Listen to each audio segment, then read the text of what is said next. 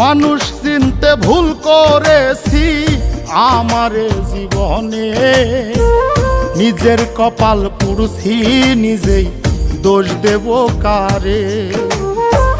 তাই তো নিজেই জ্বলছি হাইরে কাউরে বলি না, স্বার্থ ছাড়া একটা মানুষ খুঁজা পাইলাম না।